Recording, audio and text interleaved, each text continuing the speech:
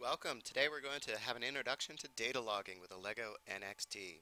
First thing, we're going to start a new program just like we always do. Start off with your initials and call this data log. Now, with this video, I remind you that you can pause and rewind as you see fit if you miss something or need a little bit extra clarification. Let's go ahead and start this new program. Now, I've already switched over to our complete palette. If you are on the common palette, which is the default, go ahead and click these three triangles down here in the middle on this tab and click on that, and that will get you to the complete palette. Now on the advanced tab, yes, that's right, we're all the way down to advanced, there's a command called start data logging. So you go ahead and pick that command up and place that on your sequence beam. So now here's the configuration panel down here with this command, and you'll notice it gives us a duration, a rate, and then it has all these blanks over here. What this means is this is how long do you want to collect data for. So the default here is 10 seconds. So 10 seconds is a good first inquiry or first investigation to look at. And it's going to do this at 5 samples a second. So what we're going to do is we're going to actually record values from our ultrasonic sensor. And our ultrasonic sensor should be hooked into port 4. So go ahead and for port 4, check the ultrasonic sensor. Now this defaults to inches, but we like centimeters, so we'll do centimeters. And that's it. Now we're set up and we can go.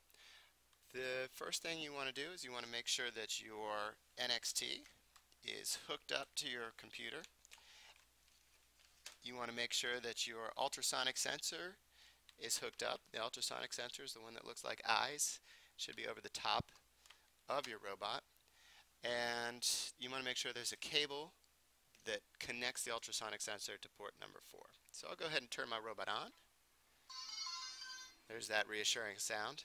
And what we'll do next is we will go ahead and play this.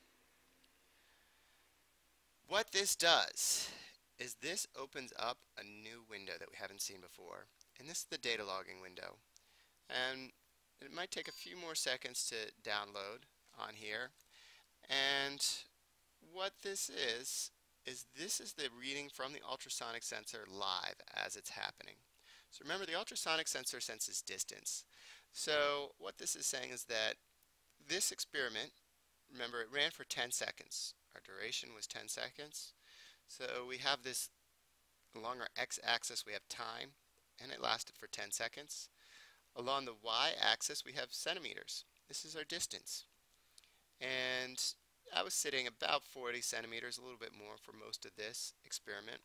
Let's run it one more time. This time I want you to take a book, and I want you to hold it about a foot in front of your ultrasonic sensor. And then you can go ahead and download and run. You can run it from this command as well. And I want you to move the book a little bit closer and see what happens to your line. And move the book a little bit further away and see what happens to your line. So here we have it. We're collecting data and we have a live graph. That is the beginning first step of this. Now what I want you to do is I want you to see if you can make a graph that kind of looks like a smiley face.